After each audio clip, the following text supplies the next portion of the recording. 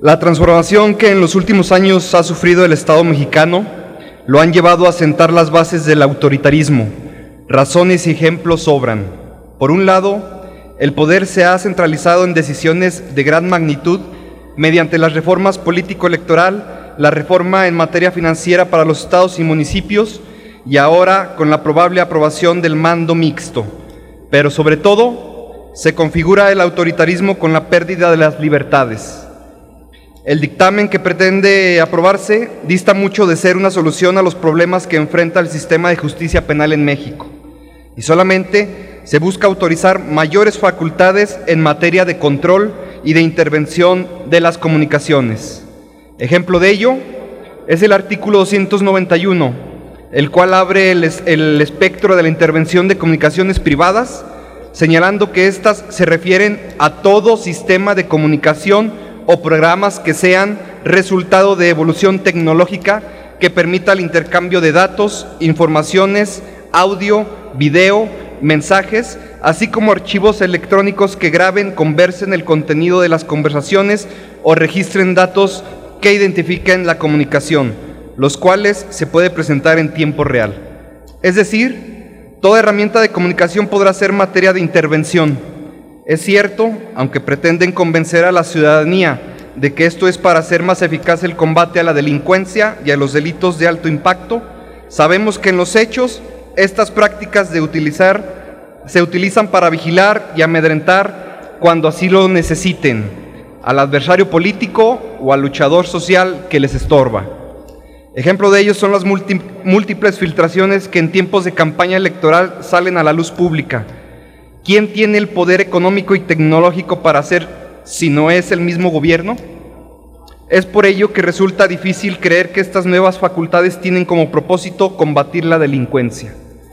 O bien, otro ejemplo es el artículo 303, en donde se amplían las facultades del Ministerio Público para hacer uso de la geolocalización en tiempo real, obligando a los concesionarios de telecomunicaciones a entregar la información que se considere relacionada con algún hecho que se investigue. Es decir, se da manga ancha a la actuación de los ministerios públicos para el uso de la geolocalización. Una vez más se debe señalar, es difícil creer que estas facultades sean utilizadas únicamente para el combate a la delincuencia o la investigación de los delitos, sino para perseguir y amedrentar a los disidentes de las políticas de los gobiernos autoritarios. Contrario a eso, deberíamos acercar la justicia a los ciudadanos, no alejarla.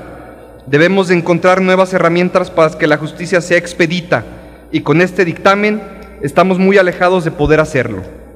En algunos casos pareciera que se está protegiendo al criminal y juzgando a la víctima. Nos preocupa que las autoridades puedan ingresar en un domicilio o un inmueble sin orden judicial, con total impunidad y en un claro abuso de poder, y peor aún, que el sistema de justicia lo acepte. Los ciudadanos tienen una muy mala percepción de la justicia. Las personas no denuncian por miedo o desconfianza de la autoridad judicial. Según la encuesta nacional de victimización y percepción sobre seguridad pública del 2015 del INEGI, de 141,785, no se sabe por qué no empezaron averiguación previa. Esto sin duda representa vacío legal donde los más desfavorecidos son las víctimas, que dieron el primer paso denunciando, pero que sus problemas nunca fueron resueltos y se unen a las millones de injusticias que se manifiestan cada día en nuestro sistema penal. No podemos hablar de justicia expedita cuando nos toma un promedio de 2 o 4 horas denunciar un robo o asalto en calle o transporte públicos. Hay quienes han señalado que con este dictamen se da un paso en el fortalecimiento de nuestro sistema acusatorio, pero en ningún lado se garantiza que denunciar será más fácil, más expedito ni más eficaz. Hay preguntas que en materia penal resultan imperiosas. ¿Para qué y para quién usamos las cárceles?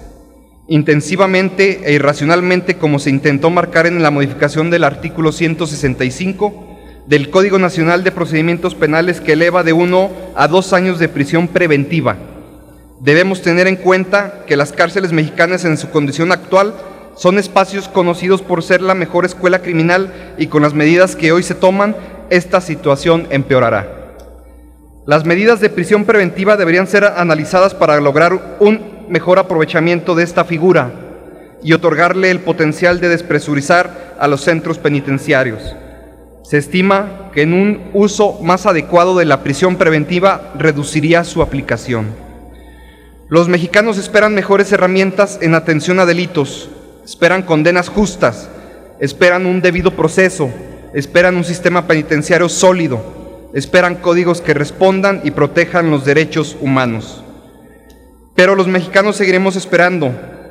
Se ve muy alejada que los mexicanos conozcamos el término de justicia, y no nada más en materia penal, en materia de salud, en materia laboral, en materia de derechos humanos, en materia de derechos de privacidad personal, en materia de derechos humanos indígenas, en materia magisterial, en materia de educación, en materia de seguridad social.